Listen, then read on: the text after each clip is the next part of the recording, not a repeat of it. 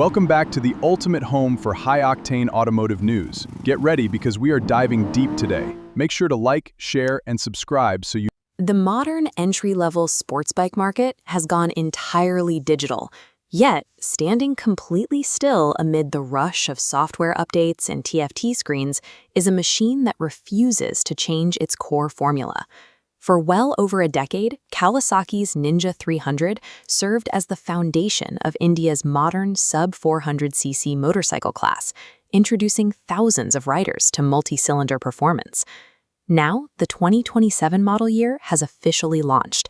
It rolls out of the factory available in exactly one paint scheme, Kawasaki's signature lime green. But this new sticker price demands attention. Kawasaki has raised the asking price by 17,000 rupees, pushing the ex-showroom cost to a hefty 3.34 lakh. This comparison table reveals the reality of that markup. The 2027 spec sheet reads identically to the 2026 model, offering zero mechanical, design, or technological improvements, despite the 17,000 rupee premium.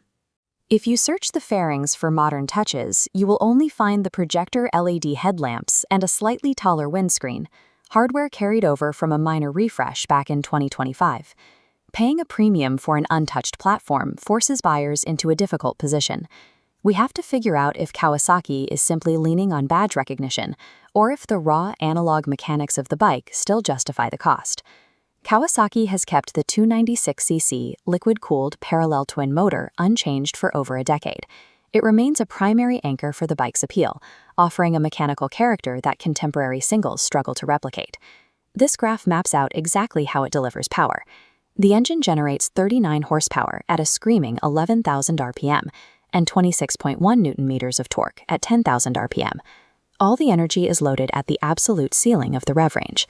On the road, that translates to a highly linear pull. The throttle response is smooth and predictable, allowing newer riders to access the upper limits of the power band without aggressive, jerky surges. At highway speeds, the parallel twin setup really settles in.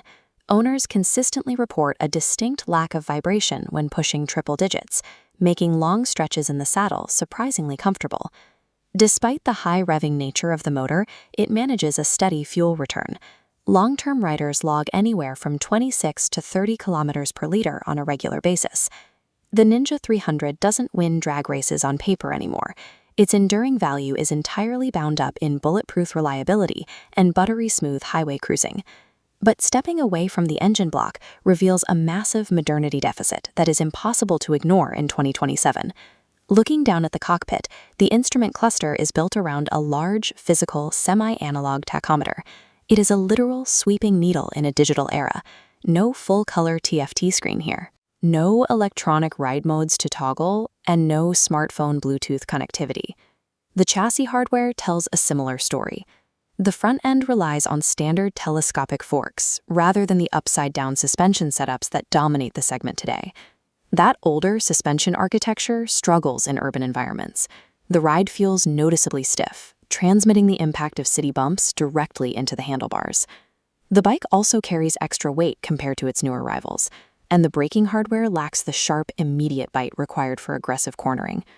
Without a single electronic rider aid or modern chassis upgrade, asking a tech-focused buyer to spend 3.34 lakh on this platform is a tough conversation. To see where the Ninja actually fits right now, we have to benchmark it against the current entry-level supersport landscape. This radar chart plots the competition.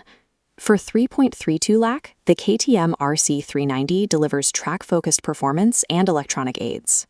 The Apache RR310 outclasses Kawasaki in features for less money. Finally, pricier twins like the Yamaha R3 push the aging Kawasaki into the background. So, the 2027 Ninja 300 exists for a very specific demographic, the mechanical purist. These riders prefer the physical sweep of an analog needle and the steady hum of proven hardware, valuing uninterrupted touring over digital menus. If you obsess over spec sheets or expect a suite of digital rider aids, you will experience buyer's remorse almost immediately. The platform maintains its relevance as a refined highway tourer wrapped in a supersport fairing, relying on established road manners to offset its aging data profile. Would you pay a premium for old-school mechanical purity, or do you demand modern tech for your money? Let us know your side in the comments. This